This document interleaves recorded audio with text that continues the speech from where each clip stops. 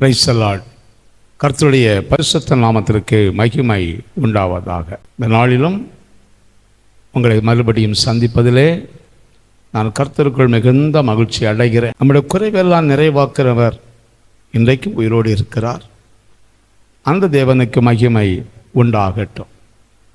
கர்த்தருக்கு மகிமை உண்டாவதாக. ஆமென். இந்த நாளிலும் தேவ செய்திக்கு ஆதாரமாக ஒரு வசனத்தை நான் வாசிக்கிறேன். தேவனுடைய பிள்ளைகள் கவனியுங்கள். மத்தேயு எழுதின சுவிசேஷம் 5ஆம் அதிகாரம் 14வது வசனம் இப்படியாக சொல்லுகிறது: நீங்கள் உலகத்துக்கு வெளிச்சமாய் இருக்கிறீர்கள். மலை மேல் இருக்கிற பட்டணம் மறைந்திருக்க மாட்டாது என்று வேதம் சொல்லுகிறது. கர்த்தருக்கு ஸ்தோத்திரம். அருமையான தேவனுடைய ஜனமே, இந்த நாள் இந்த தேவ செய்தியை கேட்டுக்கொண்டிருக்கிற ரட்சிக்கப்பட்ட தேவ ஜனமே, அபிஷேகம் பண்ணப்பட்டு ஞானஸ்நானம் எடுத்து கர்த்தருடைய பந்தியில் கலந்து கொண்டு தேவனுக்கு பிரியமாய் வாழ வேண்டும் என்று சொல்லி வாழ்ந்து கொண்டிருக்கிறதான தேவ பிள்ளைகளே, நீங்கள் யார்? நீங்கள் எப்படிப்பட்டவர்கள் என்பதை முதலாவது புரிந்து கொள்ள வேண்டும். இயேசு சாமியை சொந்த இரட்சகராக ஏற்றுக்கொண்டு அவருடைய நாமத்தின் நிமித்தமாகவும் பிதா குமாரன் பரிசுத்தாவியின் நாமத்தினாலே மூழ்கி ஞானஸ்நானம் எடுத்து கர்த்தருடைய பந்தியில் கலந்து கொண்டு அபிஷேகத்திலும் அந்நிய பாஷையிலும் கிருபை வரங்களிலும் செயல்பட்டு கொண்டிருக்கிறதான தேவ பிள்ளைகளை நீங்கள் யார்? கர்த்தருக்கு ஸ்தோத்திரம். நீங்கள் யார் என்று உங்களை நீங்களே புரிந்து கொள்ள வேண்டும். கர்த்தருக்கு ஸ்தோத்திரம். இன்றைக்கு அநேகருக்கு நான் யார் என்று புரிந்து கொள்ள தெரியாது. நான் ரட்சிக்கப்பட்டுட்டேன், நான் அபிஷேகம் பண்ணப்பட்டுட்டேன், நான் ஞானஸ்தானம் எடுத்துட்டேன், நான் ஒரு கிறிஸ்தவன் அப்படிங்கிறது நிறைய பேருக்கு தெரிகிறது. அது நல்லது தான், நல்ல காரியம்தான், இல்லை என்று சொல்ல முடியாது. இன்றைக்கு அநேகருக்கு நான் எதற்கு ரட்சிக்கப்பட்டிருக்கோம்னே தெரியல. கடந்த நாளில் ஒரு தம்பியை நான் கேட்டேன். நல்ல ஒரு வாலிபன், ரொம்ப ஆவலாக பைபிளை எடுத்துட்டு சபைக்கு ஓடி போகிறான். ஒரு பெரிய சபைக்கு ஓடி போகிறான். அந்த சபைக்கு ஓடி போயிட்டு வந்துட்டான். நான் போகும்போதே கேட்டேன், தம்பி எங்கே போகிற? அண்ணே நான் சபைக்கு போகிறோம்னே அப்படின்னா. சரிடா போயிட்டு வா. மாலையில் அவன்கிட்ட நான் கேட்டேன், டேய் அங்கே போனையே எதுக்குடா நீ அங்கே போன? சபைக்கு என்ன விஷயத்துக்கு போன அப்படின்னு கேட்டபோது அவன் தெளிவாக சொன்னான், ஏன்னா அங்கே மியூசிக்கெல்லாம் எப்படி இருக்குது தெரியுமா, பாட்டெல்லாம் எப்படி இருக்குது தெரியுமா, சபை அலங்காரம்லாம் எப்படி இருக்குது தெரியுமா, சூப்பராக இருக்குண்ணே அப்படின்னு சொன்னான். நான் அப்புறம் கேட்டாங்க, என்னடா செய்தி கொடுத்தாங்க? என்ன செய்தி கொடுத்தாங்கன்னு கேட்டால் அது அவனுக்கு தெரியலை. அவன் சொல்கிறேன், அது எனக்கு தெரியலண்ணே, ஏதோ ஒன்று கொடுத்தாங்க, அது எனக்கு சரியாக எனக்கு புரிஞ்சது அவ்வளோதான். அவர் நல்லா கொடுத்தாருண்ணே, நல்லா கொடுத்தாரு அப்படிங்கிறான். கர்த்தருக்கு ஸ்தோத்திரம். இன்றைக்குள்ள நிலவரம் இதுதான். இன்றைக்கு அநேக வாலிப சகோதர சகோதரிகள் அல்லது ரட்சிக்கப்பட்ட தேவனுடைய பிள்ளைகள் அநேகருடைய வாழ்க்கையில் இதுதான் நடக்கிறது. எதுக்கு சபைக்கு போகிறேன், ஏன் சபைக்கு போகிறேன், அங்கே என்ன இருக்குது, தேவனை தேடணுமா வேண்டாமா தெரியல. ஜாலியாக போகிறேன், ஜாலியாக வரேன், சந்தோஷமாக இருக்கிறேன், ஜாலியாக இருக்கிறேன், அங்கே நிம்மதியாக இருக்கிறேன், பயங்கரமாக இருக்கிறேன், பயங்கரமாக இருக்குது, இப்படி தான் சொல்கிறாங்களே தவிர நான் அந்த சபைக்கு போனது நிமித்தமாக அந்த தேவ செய்தி என்னை உணர்த்தி என் பாவத்தின் சாபத்திலிருந்து எனக்கு விடுதலை தந்து நான் இப்பொழுது ஒரு நல்ல மனுஷனாக, தேவனுடைய பிள்ளையாக, பரிசுத்தமான ஒரு வாழ்க்கையாக, பழைய பாவ சாபங்களெல்லாம் விட்டு பழைய கேரக்டரெல்லாம் மாற்றி நான் புது மனுஷனாக வாழ்ந்துட்டு வருகிறேன் என்று சொல்லி யாருன்னு சொன்னது மாதிரி தெரியல. கர்த்தருக்கு ஸ்தோத்திரம், கர்த்தருக்கு ஸ்தோத்திரம். எதுக்கு சபைக்கு போகிறோம்னு சொல்லி கேட்டாலே அவங்க சொல்லுகிற பதில் இதுதான், நல்லா இருக்கணே, சூப்பராக இருக்கணே அப்படிங்கிறாங்க. அருமையான தேவச்சனமே, அதுக்காக நம்மளை கர்த்தர் அழைக்கவில்லை. நம்மெல்லாம் யார்? எதுக்கு ஆண்டவர் நம்மை பேறு பிரித்தார்? எதுக்கு நம்ம தாயின் கர்ப்பத்தில் தெரிந்து கொண்டார்? எதற்காக நம்ம ரட்சிப்பு என்கிற ஒன்று தந்தார்? எதற்கு அபிஷேகம்? எதற்கு ஞானஸ்நானம்? எதற்கு அந்நிய பாஷை? எதற்கு அந்த கிருப வரங்கள்? எதற்கு அந்த சுத்திகரிப்பு ஆராதனை? எதற்கு அந்த விழிப்பு ஜெபங்கள்? தெரியணும். கர்த்தருக்கு ஸ்தோத்திரம், கர்த்தருக்கு ஸ்தோத்திரம். அதை தெரியாமலே ஒரு கூட்டம் ஜனமா ஓடிக்கிட்டே இருக்குது. சபைக்கு போயாச்சு, நாங்கள் டான்ஸு காரியங்களெல்லாம் பார்க்கும்போது ஒரு உற்சாகம் பயங்கரமாக இருக்குது. ஆனால் எதுக்குடா அந்த டான்ஸு? ஏன்னா சந்தோஷமாக ஆடலாம்ல. அந்த டான்ஸை பார்த்தீங்கன்னா அந்த பாட்டுக்கு என்ன அழகாக ஆடுறாங்க தெரியுமா? ஆனால் அவனுடைய ஆவிக்குரிய ஜீவிதம் இன்னைக்கு ஆடம்பரமாக சபை போய்கொண்டு இருக்கிறது, பகிட்டா போய்கொண்டு இருக்கிறது. ஆனால் ஆவிக்குரிய ஜீவிதம் செத்து கொண்டே இருக்கிறது. கர்த்தருக்கு ஸ்தோத்திரம், கர்த்தருக்கு ஸ்தோத்திரம். ஆவிக்குரிய ஜீவிதம் செத்து கொண்டு இருக்கிறது. சபை நிறைய கூட்டம், சபை நிறைய கூட்டம், நல்லது. அப்படிதான் ஜனங்கள் வரணும். ஆனால் வரக்கூடிய ஜனங்களுக்குள்ள உள்ளத்திலே ஒரு மாற்றம் உண்டாகணும். நான் யார்? எதற்கு என்னை கர்த்தர் வேறு பிரித்தார்? எதற்கு என்னை என் தாயின் கர்ப்பத்தில் கர்த்தர் தெரிந்து கொண்டார்? எதற்கு என்னை வேறு பிரித்து ஞானஸ்நானம் தந்தார்? எதற்கு தந்தார்? அப்படியான நான் என்ன செய்யணும் என் தேவனுக்காக என்கிற ஒரு கேள்வி ஒரு தேவ பிள்ளைக்கு வந்தே ஆகணும். கர்த்தருக்கு ஸ்தோத்திரம். ஒவ்வொரு தேவ பிள்ளைகளுக்கு அந்த கேள்வி இருக்கணும். கர்த்தருக்கு ஸ்தோத்திரம். ஆனால் இன்னைக்கு அந்த கேள்வியெல்லாம் கிடையாது.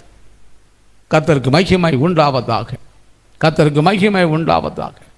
அருமையான தேவச்சனமே, ஏதோ ரட்சிக்கப்பட்டிருக்கிறேன். நானும் ஆரம்பத்தில் அப்படி தான் இருந்தேன். ரட்சிக்கப்பட்டுட்டேன், அபிஷேகம் பண்ணப்பட்டேன், ஞானஸ்நானம் எடுத்தேன். எதுக்கு ரட்சிக்கப்பட்டேன்னு எனக்கும் தெரியாது. ஏனென்றால் எனக்கு சொல்லி தருவதற்கு அன்றைக்கு ஆள் கிடையாது. எனக்கு சரியான பாதையில் வழி நடத்த ஆள் கிடையாது. ஆனாலும் எனக்கு என் அருமையான தேவ மனுஷனாகிய என்னுடைய பாஸ்டர் ஆல்பர்ட் தங்கராஜ்ய கர்த்தர் எனக்கு தந்தார். அவர்கள் மூலமாக கர்த்தர் அநேக காரியங்களை நான் கற்றுக்கொள்ள கர்த்தர் உதவி செய்தார். அதற்கு முன்பதாகவே கர்த்தருடைய கிருபையினால சொல்கிறேன், நான் இயேசுவை அறியாத குடும்பத்தில் இருந்தபோது நான் இயேசுவை அறியக்கூடிய ஒரு வாய்ப்பு சகோதரி ஞான வடிவு என்று சொல்லக்கூடியதான அக்காள் மூலமாகத்தான் நான் இயேசுவை அறிந்து கொள்ள கர்த்தர் உதவி செய்தார். அவங்க சிபிஎம் சபையை சார்ந்தவர்கள். அவர்களிடத்தில் நாங்கள் டியூஷன் படிக்க போனோம். 42 பேர் டியூஷன் படித்தோம். ஆனாலும் அந்த டியூஷன் படிக்கிற வேளையில் தான் எங்களுக்கு இந்த வேதாகமத்தை எடுத்து கொஞ்சம் கொஞ்சமாக சொல்லி தருவாங்க. சண்டே கிளாஸ் பிள்ளைகளுக்கு எப்படி புரிய வைக்கணுமோ அப்படி புரிய வைப்பாங்க. அப்படித்தான் நான் முதலாவது இயேசுவை அறிந்தவன். ஆனால் எதற்காக அறிந்தேன், ஏன் அறிந்தேன்னு எனக்கு அதுவும் தெரியாது. ஆனால் ஜாலியாக இருக்கணும், சந்தோஷமாக இருக்கணும், இப்படித்தான் இருந்தவன். ஆனால் நாட்கள் கடந்து போன பிறகுதான், வருஷங்கள் கடந்து போன பிறகுதான் நான் யார், எதற்கு என்னை இயேசு ரட்சித்தார், எதற்கு எனக்கு அபிஷேகம் தந்தார் என்றெல்லாம் நான் புரிந்து கொள்ள கர்த்தர் எனக்கு கிருபை செய்தார். கர்த்தருக்கு ஸ்தோத்திரம், கர்த்தருக்கு ஸ்தோத்திரம். எனக்கு அன்பான தேவஜனமே, என்னை கேட்டுக்கொண்டிருக்கிற உங்கள் வாழ்க்கையிலும் நீங்கள் உங்களை புரிந்து கொள்ள வேண்டும். நீங்கள் ரட்சிக்கப்பட்டது உண்மைதான், அபிஷேகம் பண்ணப்பட்டது உண்மைதான். எதற்காக என்னை கர்த்தர் ரட்சித்தார் என்று புரிந்து கொள்ள வேண்டும். எதற்காக உங்களை ரட்சித்தார், எதற்காக அபிஷேகம் பண்ணினார், நான் கர்த்தருக்கு என்ன செய்ய வேண்டும் என்பதை கேள்வியை நீங்கள் அனுதினமும் கேட்டுக்கொள்ள வேண்டும். கேட்டு கர்த்தருடைய சமத்தில் செபிக்கிற பொழுது கர்த்தர் உங்களுக்கு சரியான பதிலை சொல்லித் தருவார், சரியான பதிலை சொல்லித் தருவார். எந்த அநேகர் சொல்லுவாங்க, எனக்கு கர்த்தர் அப்படி பேசினார், என் கூட கர்த்தர் இப்படி பேசினார், நான் ராத்திரி படுத்திருக்கும் போது இப்படி பேசினார், நான் பைபிள் வாசிக்கும் போது பேசினார், என்னென்ன காரியங்கள் எல்லாமோ உங்ககிட்ட பேசுகிறார். பேசுகிற அதே தேவனிடத்தில் இதையும் கேட்கணும். ஆண்டவரே, என்னை எதற்கு ரட்சித்தீர், என்னை எதற்கு அபிஷேகம் பண்ணினீர், எனக்கு எதுக்கு இந்த தரிசனத்தை தந்தீர், எதுக்குப்பான்னு சொல்லி கேட்கும்போது கர்த்தர் அதையும் உங்களிடத்தில் பேச வல்லவராய் இருக்கிறார். அப்படியானால் நீங்கள் யார் தெரியுமா, நீங்கள் யார் தெரியுமா? இன்றைக்கு இந்த வேத பகுதி நமக்கு சொல்கிறது, மறுபடியும் வாசிக்கிறேன், கவனியுங்கள். மத்திய எழுதின சுவிசேஷம் 5ஆம் அதிகாரம் 14வது வசனம் சொல்கிறது, நீங்கள் உலகத்துக்கு வெளிச்சமாயிருக்கிறீர்கள். அப்படியானால் நீங்களும் நானும் யாரு தெரியுமா? உலகத்துக்கு வெளிச்சமானவர்கள், உலகத்துக்கு வெளிச்சமாக இருக்க வேண்டியவர்கள், உலகத்துக்கு வெளிச்சமாக இருக்க வேண்டியவர்கள் நீங்களும் நானும். அதுக்கு தான் கர்த்தர் நம்மை ரட்சித்தார், அதுக்கு தான் கர்த்தர் நம்மளை அபிஷேகம் பண்ணியிருக்கிறார். அப்படியா நான் சும்மா நேரம் போகாமல் அல்ல, இது அவருக்கு நேரம் போகாமல் நம்ம ரட்சிக்கல. கர்த்தருக்கு ஸ்தோத்திரம். ஏனென்றால் உங்கள் மூலமாகவும் என் மூலமாகவும் உலகத்துக்கு வெளிச்சமாய் இருக்கும்படியாக கர்த்தர் நம்மை ரட்சித்திருக்கிறார். கர்த்தருக்கு ஸ்தோத்திரம். ஹல்லேலூயா. தேவனுக்கு மாத்திரம் மகிமை உண்டாகட்டும். அப்படியானால் உங்களை கொண்டும் என்னை கொண்டும் கர்த்தர் இந்த தேசத்திலே எதையோ ஒரு காரியத்தை செய்யும்படியாக, உங்கள் குடும்பத்துக்கு எதையோ ஒரு காரியத்தை செய்யும்படியாக, உன் இனவன் சந்துக்கு ஏதோ ஒரு காரியத்தை செய்யும்படியாக நம்மை ரட்சித்திருக்கிறார், நம்மை தெரிந்தெடுத்திருக்கிறார். அப்படியான எதுக்கு? இருளில் இருக்கிற ஜனங்களை வெளிச்சத்துக்குள்ள கொண்டு வருவதற்காக நம்மை கர்த்தர் தெரிந்தெடுத்திருக்கிறார். என்னை கேட்டுக்கொண்டு தேவச்சனமே, ஒன்று புரிந்து கொள்ளுங்கள். நீங்கள் ரட்சிக்கப்பட்டு 10 வருஷம் ஆகியும், நீங்கள் அபிஷேகம் பண்ணப்பட்டு பல நாட்கள் வருஷங்கள் ஆயினாலும் ஒன்று புரிஞ்சுக்கணும், என்னை தேவன் அபிஷேகம் பண்ணின நோக்கம் என்ன? என்னை தேவன் ரட்சித்த நோக்கம் என்ன?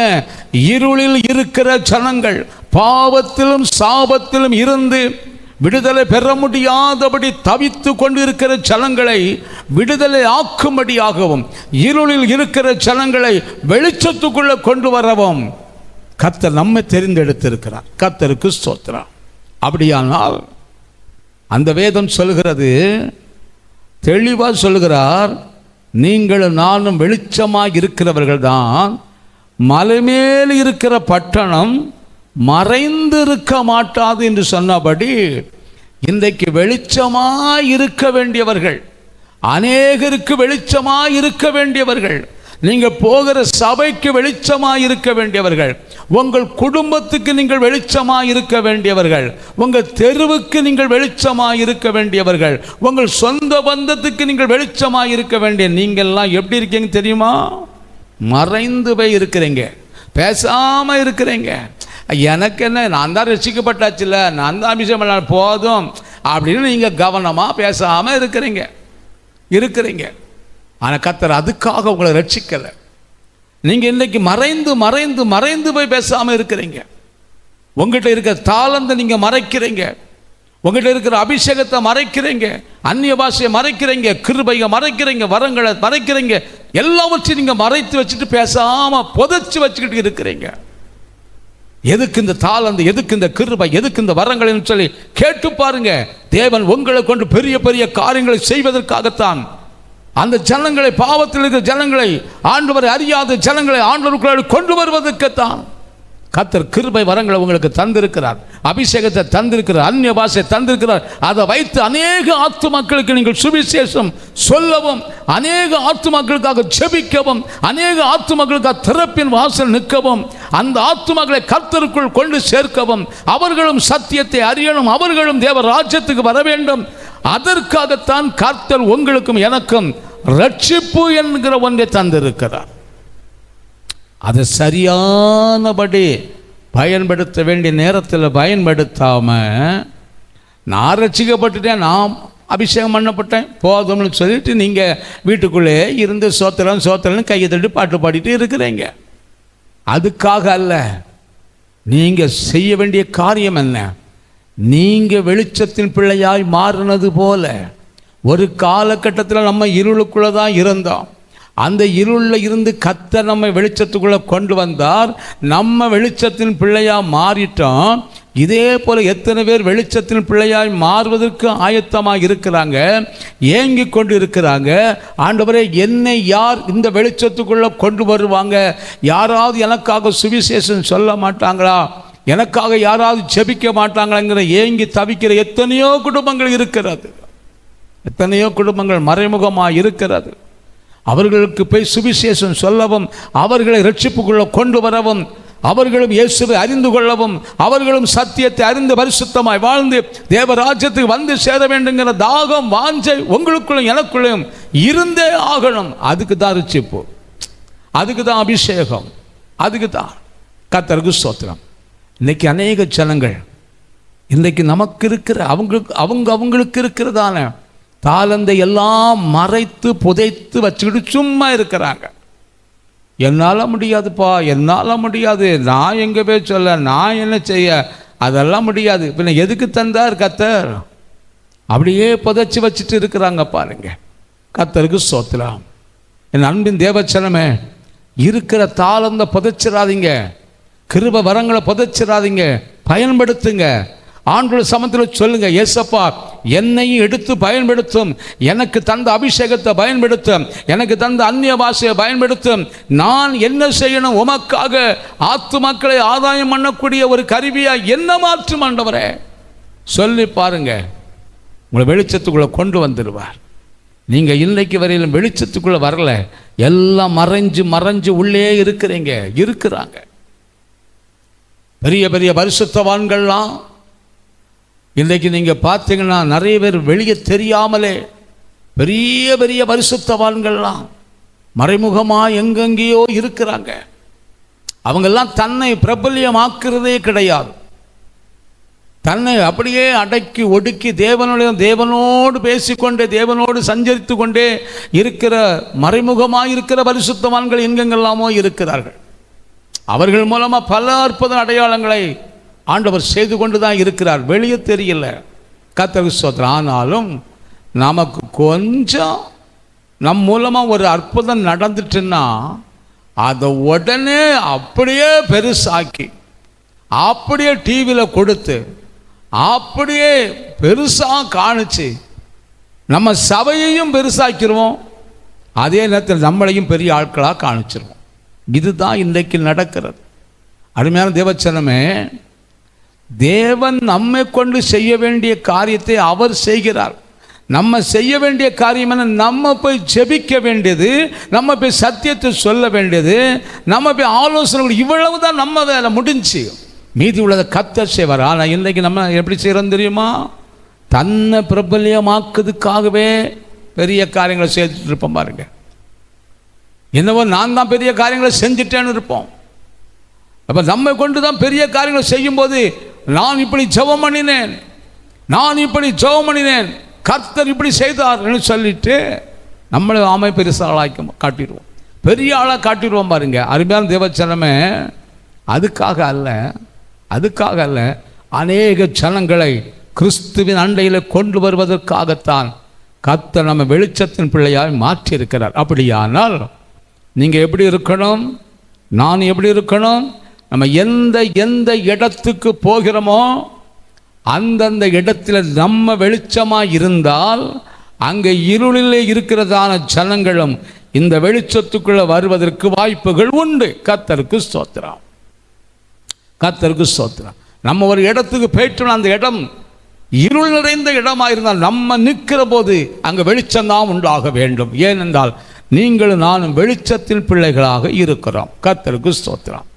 இதை முதலாவது புரிந்து கொள்ளும். அப்படியானால் முதல்ல நம்ம வீட்டுக்குள்ளே நம்மை கொண்டு கர்த்தர் வெளிச்சத்தில் கொண்டு வர வேண்டும். நம்ம வீட்டுக்குள்ளே நம்மை கர்த்தர் வெளிச்சமாக வைத்திருக்க வேண்டும். நம்முடைய சொந்த பந்தத்துக்கு போகும்போது, ஒரு கல்யாண வீட்டுக்கு போகுது, அங்கே நம்ம வெளிச்சமாக இருக்க வேண்டும். எல்லாருக்கும் மத்தியிலும் கர்த்தர் நம்மை கொண்டு பெரிய காரியங்களை அந்த இடத்துல காண்பிப்பார். நம்ம அவர்களுக்கு வெளிச்சமான பிள்ளைகளாக தான் நிற்போம் பாருங்க. கர்த்தருக்கு சார் அவர் எல்லாரையும் காட்டிலும் நம்மை பார்க்கும்போது இவர்கள் தேவனுடைய பிள்ளை என்று சொல்லக்கூடிய அளவுக்கு கர்த்தர் நம்ம வெளிச்சத்தின் பிள்ளையாக வைத்திருக்கிறார். ஆனால் நம்ம மறைஞ்சிக்கிட்டே இருக்கிறோம், மறைஞ்சு போய் இருக்கிறோம், வெளிப்படுத்தாமல் இருக்கிறோம், நம்ம தாளந்த வெளிப்படுத்தாமல் இருக்கிறோம், கிருபை வரங்களை வெளிப்படுத்தாமல் இருக்கிறோம், அப்படியே புதைச்சி வச்சுக்கிட்டு இருக்கிறோம். என் அன்பின் தேவச்சனமே, இருந்துடாதீங்க, இனி அப்படி இருக்காதீங்க. என் ஆண்டவர் இன்றைக்கு சொல்கிற ஒரு காரியம் என்ன தெரியுமா?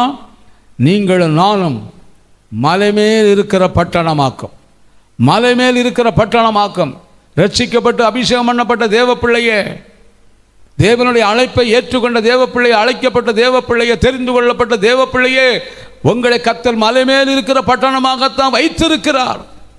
இதுவரை நீங்கள் மறைஞ்சு மறைஞ்சு இருந்தீங்க, இனி வெளியே கொண்டு வருவார். கட்டாயம் வெளியே கொண்டு வந்துடுவார். அந்த நாட்கள் நெருங்கி கொண்டு இருக்கிறது, அந்த நேரம் நெருங்கி கொண்டு இருக்கிறபடினால் கொஞ்சம் வெளியே கொண்டு வந்துடுவார். கர்த்தருக்கு மாத்திரம் மகிமை உண்டாகட்டும். அந்த நேரத்தில் நாம் தேவ சமூகத்தில் அதிகமாய் காத்திருக்கிற பிள்ளைகளாக மாறிட்டோம்னா கண்டிப்பாக வெளியே கொண்டு வந்துடுவார். வேதத்தில் வாசிக்கிறோம், அப்போஸ்தலர் 9ஆம் அதிகாரம் 36வது வசனத்தை நீங்கள் வாசித்து பார்த்தீர்கள் சொன்னால், அங்கே தொர்க்காள் என்று சொல்லக்கூடிய ஒரு அன்பு தாயார் இருக்கிறார். அவங்களை யாரும் கண்டுக்க முடியாதபடி இருந்தாங்க. ஏற்ற நாள் ஏற்ற வேளை வந்தது. கர்த்தருக்கு ஸ்தோத்திரம். ஏற்ற நாள் ஏற்ற வேளை வந்தது. அவங்களை குறித்து ஒரு நற்சாட்சி வெளியே வருகிறது. எப்போ வெளியே வருது தெரியுமா? அந்த தாயார் மரித்ததுக்கு பிறகுதான் நற்சாட்சி வெளியே வந்தது. கர்த்தருக்கு ஸ்தோத்திரம். எல்லாரும் அந்த தாயை குறித்து ஒரு சாட்சி கொடுக்குறாங்க. எவ்வளவு நல்லவ, எவ்வளவு நல்லவ, எங்களுக்கெல்லாம் என்னெல்லாம் தந்திருக்கிறா தெரியுமா, எங்களுக்கெல்லாம் எவ்வளவு உதவி செய்திருக்கிறாங்க. அப்படியானால் அந்த தாயார் இவ்வளவு நாளும் உயிரோடு இருந்தபோது அவங்களை குறித்து என்னென்னலாமோ சொல்லியிருப்பாங்க. ஆனால் அவங்க செத்ததுக்கு பிறகுதான் பயங்கரமான சாட்சிகள் எழும்பிற்று. பயங்கரமான சாட்சிகள் எழும்பி எல்லாரும் சொல்கிறாங்க, எவ்வளவு தூரம் நல்ல நல்ல காரியங்கள்லாம் செஞ்சால் தெரியுமா, எவ்வளவு தூரம் நல்ல நல்ல காரியங்கள்லாம் செஞ்சால் தெரியுமா என்று சொல்லுகிறார்கள். யாரிடத்தில் சொல்கிறாங்க? ஒரு பேதுரு என்கிற ஊழியக்காரனை கூட்டிகிட்டு வந்து சொல்கிறாங்க, ஐயா இப்படிப்பட்டவளாக்கும், இப்படிப்பட்டவள். அப்படியானால் ஒன்று புரிஞ்சுக்கிடுங்க, இந்த தொர்க்காள் என்று சொல்லக்கூடியவள் ஆண்டவருடைய பிள்ளையாக தான் இருந்தார்கள். ஆனால் இங்கு வேதம் சொல்கிறது, அதுவரையில் அவங்க உலகத்துக்கு வெளிச்சம் இல்லாமல் இருந்துக்கிட்டே இருந்தாங்க. ஆனால் செத்ததுக்கு பிறகு அவங்களுடைய பெயர் புகழ் எல்லாம் வெளியே வருது. அவங்க செய்த நற்கிரிகள் எல்லாம் வெளியே வருது. அவங்க செய்த உபகாரம் எல்லாம் வெளியே வருது. கர்த்தருக்கு ஸ்தோத்திரம். ஆனாலும் ஒருவராலும் ஒன்றும் செய்ய முடியலை. ஆனால் இந்த ஊழியக்காரன் வந்த உடனே அவங்ககிட்ட எல்லாவற்றையும் சொல்லிட்டாங்க. சொன்ன உடனே அவன் அப்படி பார்த்தான். அப்படியா, சரி விடுங்க, சரி விடுங்க, நான் பார்த்துக்கிறேன் அப்படின்னு சொல்லிட்டு நேரம் என்ன செய்தான், அந்த அம்மா வீட்டுக்கு போயிட்டான். நேர போய் அங்கே அவங்களுக்காக ஜெபிக்க ஆரம்பித்தான். அவங்களுக்காக ஜெபித்த போது அவங்களுக்கு ஜீவன் மறுபடியும் வந்தது. ஜீவன் மறுபடியும் வந்தபோது எல்லாரும் ஆச்சரியப்பட்டாங்க. எல்லாரும் ஆச்சரியப்பட்டாங்க. இப்பந்தான் அவங்க உலகத்துக்கு வெளிச்சமாக மாறிட்டாங்க. கர்த்தருக்கு ஸ்தோத்திரம். உலகத்துக்கு வெளிச்சமாக மாறிட்டாங்க. என்ன காரணம் தெரியுமா? அவங்க உயிரோடு இருந்த நாளில் மௌனமாக இருந்துட்டாங்க. சில நன்மைகளை செஞ்சாங்க, உபகாரங்களை செஞ்சாங்க, பக்கத்தில் உள்ள எல்லாருக்கும் உதவி செஞ்சாங்க, நற்கிரியைகள் அதிகமாக செஞ்சாங்க, நல்ல காரியம் அது. ஆனாலும் செத்து மரித்து உயிர்த்து எழுந்த பிறகுதான் மிகப்பெரிய வெளிச்சத்துக்கு ஆளானார்கள். தொர்க்காள் உயிர்த்தெழுந்தாளா? தபித்தாள் உயிர்த்தெழுந்துட்டாளா? உயிர்த்தெழுந்துட்டாளா? இயேசுவின் வல்லமை வெளிவந்தது. பேதுருவை கொண்டு கர்த்தர் பெரிய காரியங்களை செய்தார். இயேசுவின் வல்லமை வெளிவந்தது. தேவ பிள்ளையே, இன்றைக்கு அப்படிப்பட்ட சூழ்நிலை எத்தனையோ பரிசுத்தவான்கள் இருக்கிறார்கள். எத்தனையோ பரிசுத்தவான்கள் இருக்கிறார்கள். கர்த்தருக்கு ஸ்தோத்திரம், கர்த்தருக்கு ஸ்தோத்திரம். இந்த அம்மா மரித்து உயிர்த்தெழுந்த பிறகுதான் உலகத்துக்கே வெளிச்சமாக மாறினார்கள். இன்றைக்கு வரையிலும் அந்த அம்மாவுடைய பெயர் விளங்க பண்ணும்படியாக செய்திருக்கிறார் என்றால் அவர்களுடைய நற்சாட்சி நிமித்தமாய் அநேக ஜனங்கள் இன்றைக்கு இயேசுவை ஏற்றுக்கொண்டு இருக்கிறார்கள்.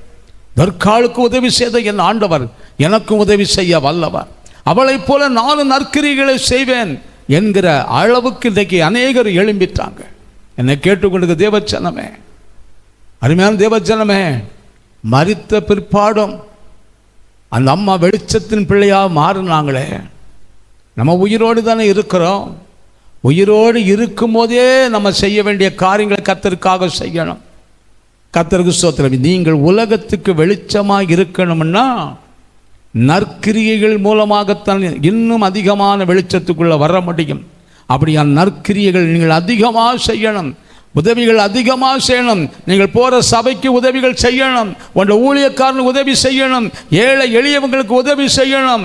இது எல்லாவற்றையும் செஞ்சாலும் மட்டும் போதாது, உங்களால் முடிந்த சுவிசேஷத்தை மற்றவங்களுக்கு சொல்லணும். உங்களால் முடிந்த காரியத்தை மற்றவங்களுக்காக செய்யணும். அவர்களையும் இயேசு அண்டையிலே கொண்டு வந்து நல்ல நற்கிரியைகளை செய்து அவங்களையும் இயேசுவை நோக்கி பார்க்க நீங்கள் வைக்க வேண்டும். அதற்காகத்தான் கர்த்தர் உங்களை வெளிச்சத்தின் பிள்ளையாய் வைத்திருக்கிறார். அப்படியானால் இன்றைக்கு வரையில் நீங்கள் மறைந்து இருக்கிற அனுபவத்தில் தான் நிறைய பேர் இருக்கிறீங்க. உங்கள்கிட்ட தாளந்து இருக்குது, எல்லாமே இருக்குது. நீங்கள் மௌனமாக இருக்கிறீங்க, பேசாமல் இருக்கிறீங்க, அதை வெளிப்படுத்தாமல் இருக்கிறீங்க, யார்கிட்டையும் காண்பிக்காமல் இருக்கிறீங்க. ஆனால் நல்ல பாடக்கூடிய திறமை இருக்குது, பாடக்கூடிய தாளந்து இருக்குது, வர்ஷிப் பண்ணக்கூடிய தாளந்து இருக்குது, கிருபைகள் உங்கள்கிட்ட இருக்குது, நீங்கள் ஜெபித்த அற்புதம் நடக்கிறதுக்கு வாய்ப்புகள் இருக்கிறது. அப்படி இருந்தும் எனக்கு ஒன்றும் தெரியாது, எனக்கு ஒன்றும் தெரியாது, நீங்கள் மௌனமாக இருக்கிறீங்க பாருங்கள், இதுதான் தவறு. கர்த்தருக்கு ஸ்தோத்திரம். நீங்கள் உலகத்துக்கு வெளிச்சமாய் மாற வேண்டும் என்று கர்த்தர் எதிர்பார்க்கிறார். ஏனென்றால் இயேசுவின் வருகை சீக்கிரமாக இருக்கிறது. அந்த வருகைக்கு முன்பதாக உங்கள் மூலமாய் அநேக ஆத்துமாக்கள், இருளுக்குள்ளே இருக்கிறவர்கள் வெளிச்சத்துக்குள்ளே வர வேண்டுமானால் நீங்கள் வெளிச்சத்தின் பிள்ளையாக இருந்து நீங்கள் மற்றவங்களுக்கு வெளிச்சம் கொடுக்கிற பிள்ளையாக நீங்கள் மாற வேண்டும். அப்படி மாறும் பொழுது கர்த்தர் உங்களை கொண்டு பெரிய காரியங்களை அவர் செய்வார், பெரிய காரியங்களை அவர் செய்வார். நீங்கள் கலங்காதிருங்க. இதுவரையில் நீங்கள் வெளி வராமல் இருக்கிறீங்க, இதுவரையிலும் உங்கள் தாளந்து புதைச்சி வச்சுட்டே இருக்கிறீங்க. இன்றைக்கு இந்த மாலை வேளையில் கர்த்தருடைய ஆவியானவர் சொல்லுகிறார், நான் உன்னை வெளியே கொண்டு வரப்போகிறேன், நான் உன்னை வெளியே கொண்டு வரதான் போகிறேன், உன் மூலமாய் நான் அநேக நன்மைகளையும் கிரியைகளையும் நான் செய்யத்தான் போகிறேன் என்று சொல்லுகிறார். என் அன்பின் தேவச்சனமே, இந்த மாலை வேளையிலும் நீங்கள் தேவ சமூகத்தில் அப்படியான ஆண்டவரே, என் குடும்பத்தில் ஏன் இவ்வளவு கஷ்டம், ஏன் இவ்வளவு போராட்டம், ஏன் இவ்வளவு பாடுகள் என்று நான் அநேக நாட்களாக கேட்டிருக்கிற ஆண்டவரே.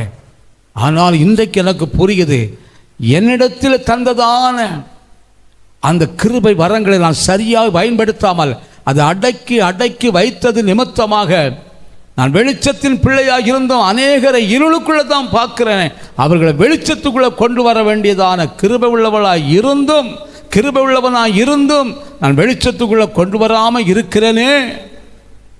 என்னை ஒரு விசை கூட மன்னித்து என்னையும் வெளியே கொண்டு வரும், நானும் மற்றவர்களை வெளிச்சத்துக்குள்ளே கொண்டு வர தேவன் எனக்கு கிருபை பாராட்டும் என்று சொல்லி நீங்கள் தேவ சமூகத்தில் கேட்பீர்களானால் கர்த்தர் நிச்சயமாகவே உங்களை கொண்டு பெரிய காரியங்களை செய்வார். இது கடைசி காலம் தேவ பிள்ளையே. நீங்கள் மௌனமாக இருக்கிற காலம் அல்ல, இது மறைந்து இருக்கிற காலம் அல்ல, உங்கள் தாளந்தை புதைத்து வைக்கிற காலம் அல்ல, அதை எடுத்து பயன்படுத்த வேண்டிய காலம். அந்த காலத்தின் போது நீங்கள் எழும்பாமல் சும்மா இருக்காதீங்க, செய்ய வேண்டியதை செய்யுங்க, சொல்ல வேண்டியதை சொல்லுங்க. உங்கள் கிருபையை பயன்படுத்துங்க, வரங்களை பயன்படுத்துங்க, குடும்பத்தில் பயன்படுத்துங்க, சபையில் பயன்படுத்துங்க. தேவன் உங்கள் மூலமாய் இருளில் இருக்கிற சலனம் வெளிச்சத்துக்குள்ள வரட்டும். நீங்கள் வெளிச்சத்தின் பிள்ளைகளாக இருக்கும்படியாக கர்த்தர் செய்வார். நீங்கள் யார் தெரியுமா? உலகத்துக்கு வெளிச்சமாக இருக்கிறவர்கள். உலகத்துக்கு வெளிச்சமாக இருக்கிறவர்கள் மறைந்து இருக்கக்கூடாது, இனி மறைந்து இருக்கக்கூடாது. கண்களை மூடி ஜெபிப்போமா? மகா இரக்கமும் கிருபையும் நிறைந்த நல்ல ஆண்டவரே, இந்த நாளில் இந்த தேவ செய்தியை கேட்டுக்கொண்டு ஒவ்வொருவரையும் ஆண்டவரை எடுத்து பயன்படுத்துங்கப்பா. தகப்பனே, கிருபை வரங்கள் தாளந்துகள் எல்லாம் இருந்தும் உமது பிள்ளைகள் மறைத்து கொண்டே இருக்கிறார்கள், வெளிப்படுத்தாமல் இருக்கிறாங்க, புதைத்து கொண்டே இருக்கிறாங்க. உணர்த்தும், அவர்களை எடுத்து பயன்படுத்தும், அவங்களை கொண்டு பெரிய பெரிய காரியங்களை செய்யும். இருளில் இருக்கிறதான அநேக ஜனங்கள் வெளிச்சத்துக்குள்ள வரட்டும். அந்த வெளிச்சமாகிய இயேசுவை அறியட்டும். இயேசுவை அறிந்து தேவ சத்தியத்தை அறிந்து தேவ ராஜ்யத்துக்கு ஆயத்தமாக்குற பிள்ளைகளாய் அவர்களும் மாறட்டும். தேவனே, உமது வருகைக்கு முன்பதாக யாரெல்லாம் மறைந்து கொண்டு இருக்கிறார்களோ, கிருபை வரங்களை பெற்று அதை அடக்கி வைத்து கொண்டு அதை வெளிப்படுத்தாமல் யாரெல்லாம் மறைந்து அப்படியே இருக்கிறார்களோ அவர்கள் எல்லாரும் வெளியே கொண்டுட்டு வருவீராக. அங்கே எடுத்து பயன்படுத்தும். உபயோகப்படுத்தும். காரியங்களை ஜெயமாக்கப்படும். எல்லா தடைகளும் எடுத்து போடும். இயேசுவின் நாமத்தினாலே கேட்கிறோம் ஜீவனுள்ள நல்ல பிதாவே. ஆமென், ஆமென், ஆமென். கலங்கா தேவ பிள்ளை, கர்த்தர் உங்களை எடுத்து பயன்படுத்துவார். ஆமென்.